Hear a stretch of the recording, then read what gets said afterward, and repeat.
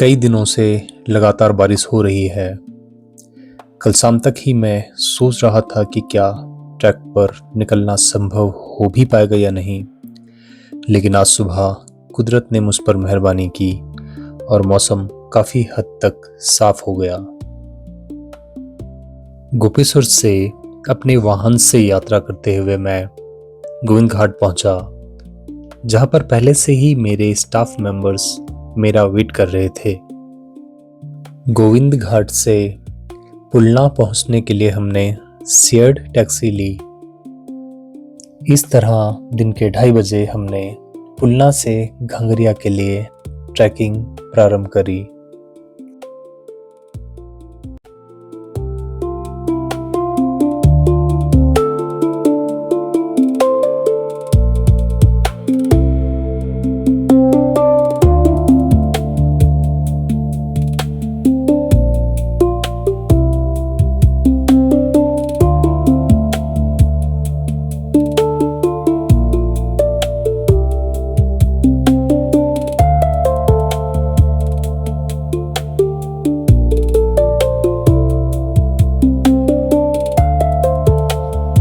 Monsoon के मौसम में इस रास्ते की खूबसूरती बयां करने के लिए लफ्ज़ कम पड़ रहे थे। चारों ओर मखमली हरियाली, हवा में गीली मिट्टी की महक और दूर दूर तक पसरा सुकून। हर मोड़ पर एक नया झरना जैसे पहाड़ों का सीना चीरकर रास्ते में हमारा स्वागत कर रहा हो। शुरू से ही यह ट्रैक घने जंगलों से गुजरता है। ट्रैक की अगर मैं बात करूं तो लगभग पूरा का पूरा ट्रैक खड़ंचों से बना है। भ्यूंडार तक इस ट्रैक में कहीं चढ़ाई है तो कहीं उतार। फाइनली मैं उस ट्रैक पे जा रहा हूँ जिसके लिए मैं काफ़ी टाइम से प्लान कर रहा था, लेकिन किसी न किसी कारणवश मैं इस ट्रैक पे आ नहीं पा रहा था। तो जी हाँ, आप देख सकते हैं यह है वैली ऑफ फ्लावर और गुरुद्वारा श्री हेमकुंड साहिब का ट्रैक। इस ट्रैक की शुरुआत हम लोगों ने लगभग 2:30 बजे के करीब की है और अभी समय हो रहा है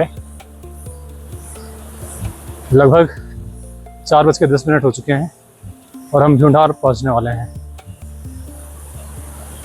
आज का प्लान है हमारा घंगरिया में रुकने का और उसके बाद कल मॉर्निंग में हम लोग वैली ऑफ फ्लावर के लिए जाएंगे। वैली ऑफ फ्लावर का सबसे बेस्ट टाइम यही होता है, जुलाई और अगस्त। इसके बाद और इससे पहले जनरली वहाँ पे आपको फूल नहीं मिलेंगे। मैं पिछले कुछ सालों से प्लान कर रहा था इस ट्रैक पे आने का, लेकिन हमेशा कोई ना कोई समस्या रहती थी, जिसमें से 90% टाइम ये प्रॉब्लम होती थी कि रास्ते में कहीं ना कहीं बहुत बड़े लैंडस्लाइड होते थे, जिस दिन भी मेरा छुट्टी का दिन होता था। उस कारण इस ट्रैक को मैं पिछले 3-4 साल से प्लान तो कर रहा हूँ, लेकिन मैं आ नहीं पाया। देखिए कितनी सुंदर जगह है, बिल्कुल सुनसान इलाका। इस सीज़न में बहुत कम यात्री आते हैं।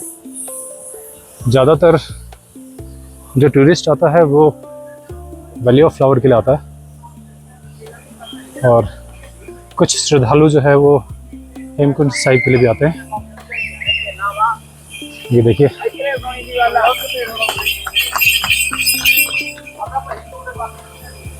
बहुत ही सुंदर नज़ारे हैं। बिल्कुल जंगल के बीच से इस समय मैं जा रहा हूँ। मेरे राइट हैंड साइड में लक्ष्मण गंगा बह रही है, यहाँ से विजिबल नहीं हो पाएगी। और सामने पे हमारे टीम के एक मेंबर चल रहे हैं। अक्सर ऐसा होता है कि हम लोग कहीं का प्लान बनाते हैं जाने का, और उस प्लान में स्पेशली अगर बहुत सारे लोग हों तो सबका एक साथ जा पाना पॉसिबल नहीं होता, कई बार छुट्टियाँ नहीं मिलती। इसलिए मुझे लगा शायद ये सबसे बेस्ट तरीका है कि आप अकेले ही निकल जाओ। मैं चला तो गोपेश्वर से अकेले था, लेकिन यहाँ गोविंद घाट से मेरे स्टाफ के करीबन 6-7 लोग मेरे साथ होती है। अभी हम भ्यूंडार पहुंच चुके हैं। ये देखिए, यहाँ पर ये मंदिर है, लोकपाल लक्ष्मण मंदिर। वैसे लक्ष्मण मंदिर एक ऊपर हेमकुंड साहिब में भी है, और ये है देवदार का पेड़। कितना सुंदर लग रहा है, देखिए बहुत सुंदर होते हैं देवदार के पेड़। यहाँ पे अष्टमी का मेला लगता है माँ दुर्गा का, काफ़ी बड़ा मेला लगता है इस क्षेत्र में। छोटा सा कस्बा बोल सकते हैं आप भ्यूंडार को। थोड़े बहुत मकान हैं यहाँ पर, दुकानें हैं, यात्री यहाँ पे विश्राम कर सकते हैं। ये जो सामने वैली नज़र आ रही है, ये वैली जो है यहाँ से काकभूसंडी ताल के लिए रास्ता जाता है, और यहाँ पर काकभूसंडी ताल से आने वाली नदी जो है लक्ष्मण गंगा के साथ मिलती है।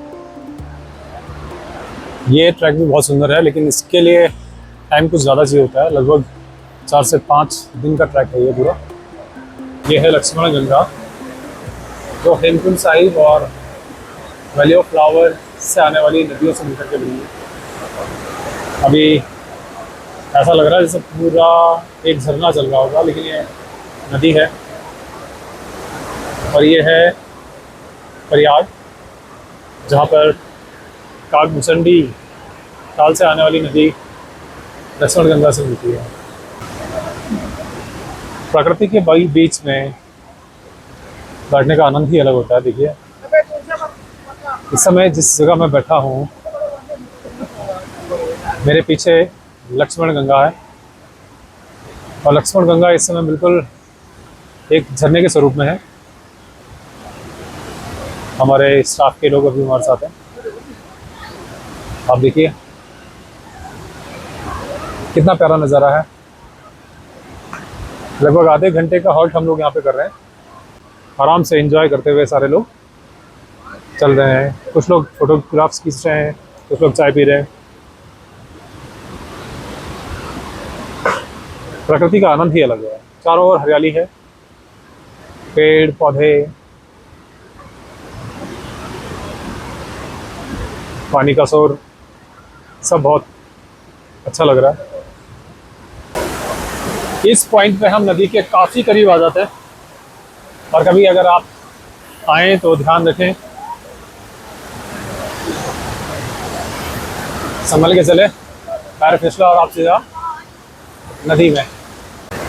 बहुत सुंदर प्राकृतिक नज़ारे हैं।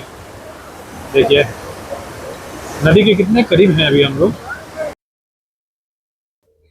ये हैं इस ट्रैक में मेरे साथ चलने वाले साथी, जिन्होंने गोविंद घाट से मुझे ज्वाइन किया था। भ्यूंडार के बाद घांगरिया तक ट्रैक में आपको ढलान बिल्कुल नहीं मिलती है, तो इस चीज़ के लिए आपको तैयार रहना चाहिए। बड़ा ही सुंदर रास्ता है वैसे। अभी आजकल तो जो मैक्सिमम हैं वो वैली ऑफ फ्लावर के टूरिस्ट आ रहे हैं,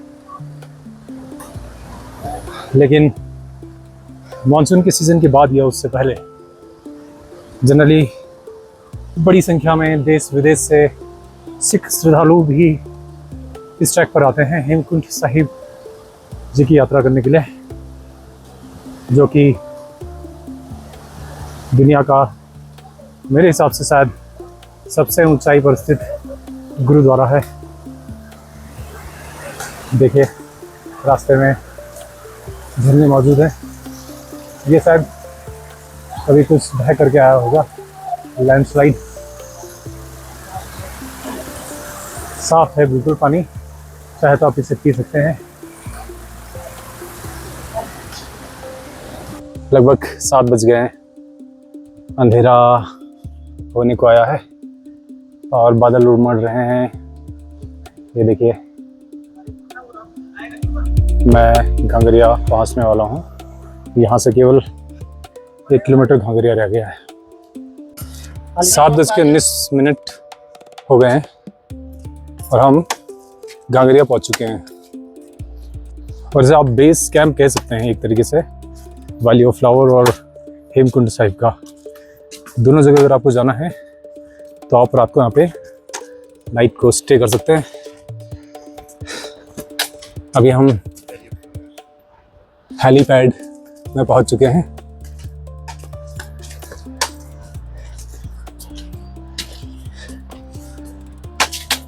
ये देखिए, अगर हम इस साइड जाएंगे तो ये वैली ऑफ फ्लावर है, और अगर हम इस पहाड़ की चोटी में जाते हैं तो वहाँ पे गुरुद्वारा श्री हेमकुंड साहिब है। बहुत सुंदर लग रहा है यहाँ पर। बादल आने लगे हैं चारों ओर से। आज लकीली बारिश नहीं हुई।